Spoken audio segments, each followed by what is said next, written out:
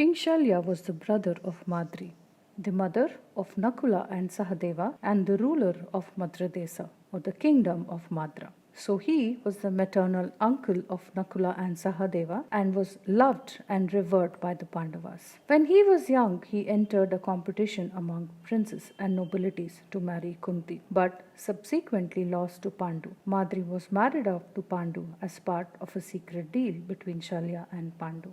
Shalya and Pandu somehow became good friends in the future. He was not just a great ruler, was also a skilled archer and formidable warrior. The Mahabharata tells us the story of Shalya. When war was declared between the Pandavas and the Kauravas, Shalya naturally planned to support his nephews against their cousins.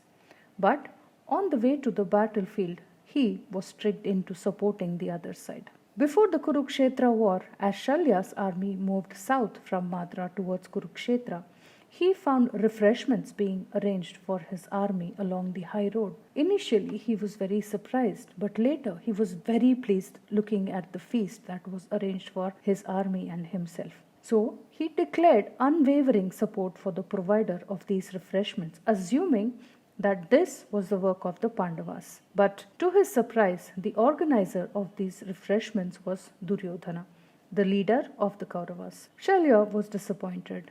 He had no choice but to uphold his words and fight against his own nephews.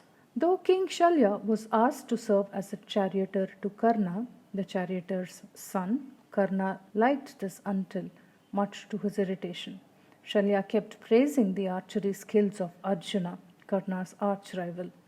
This constant praising and comparison demoralized Karna. The Pandavas on the other side had counted on Shalya joining their side with this huge army because he was a powerful warrior and who was capable of fighting off any kind of warriors. Yudhishthira, knowing that Shalya was a great charioteer and forecasting that Shalya would someday be asked to be the charioteer of Karna, extracted a vow from Shalya to the effect that he will demoralize Karna and dampen his spirits. A person of immaculate character for once stooped to a low level. It is still unclear as to why Yudhishthira did so. Anyway, Shalya assured the Pandavas that he would do everything possible to demoralize Karna and dampen his spirits. Though reluctant, Shalya entered the Kurukshetra war on the Kaurava side. Shalya served as Karna's charioteer during the latter's battle with Arjuna, while continuously praising the Pandava prince and citing Karna's shortcomings. Shalya took over the leadership of the Kaurava army on the 18th and the last day of the great battle, and after the death of Karna, when it was becoming rapidly clear that the war was a lost cause. And close to the end of the battle, he was killed by King Yudhishthira with a spear. Shalya was the second to last Kaurava commander-in-chief, and after his death, the Kauravas were left leaderless and broke. They started fleeing from the slaughters, despite Duryodhana's best efforts. This is what happens when people are forced into conditions which they do not like. One ends up with reluctant partners in business, and a partner whose heart is not in the right place is an enemy from within.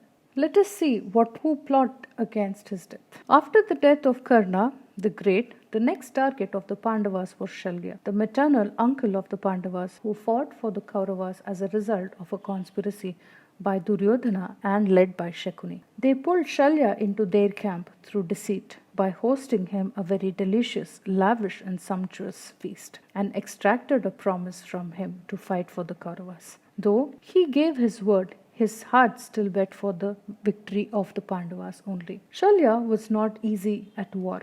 Nobody could win against him without a fight. It is believed that he had the strength of 16,000 elephants and a special quality too. His boon was if any opponent who came in front of Shalya to fight against him would lose half of his strength, and that half strength was transferred to Shalya, who would gain half the opponent's power. So it was now a challenge and a billion-dollar question as to who among the Pandavas should fight against Shalya. As the more warriors he fought in the war, the more powerful he started getting, and he was undisputable now. So Bhima says to Krishna that Whether there is a discussion or there's something to think about or not, Bhima said that he will fight against Shalya and kill him easily. But Krishna understood that Bhima's enthusiasm and excitement might help him make hasty decision, and he understood that killing Shalya will not be that easy for even Bhima.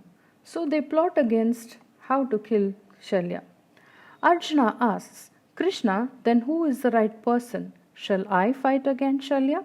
Isn't there a way to kill Shalya then? Krishna says, there is certainly a way, Arjuna. Your brother Yudhishthira is the right person for Shalya because Yudhishthira has all the sattvic qualities, the virtues of patience, forgiveness, mercy, righteousness, and so on. And when Shalya confronts Yudhishthira, then Shalya would gain half of Yudhishthira's sattvic qualities, and it would then become very easy for Yudhishthira to kill Shalya. Then let only Yudhishthira fight against Shalya in tomorrow's war. Finally, all the Pandavas were happy at this plan of Krishna and complied with him. Yudhishthira, however, agreed, but he was not very happy with whatever he was going to do. So, Yudhishthira also promises to Krishna and says that he will only fight against Shalya and kill nobody else in the war. Thus, the plan to kill Shalya is hatched successfully with the help of Lord Krishna, the most instrumental character and the Karta of the Mahabharata war.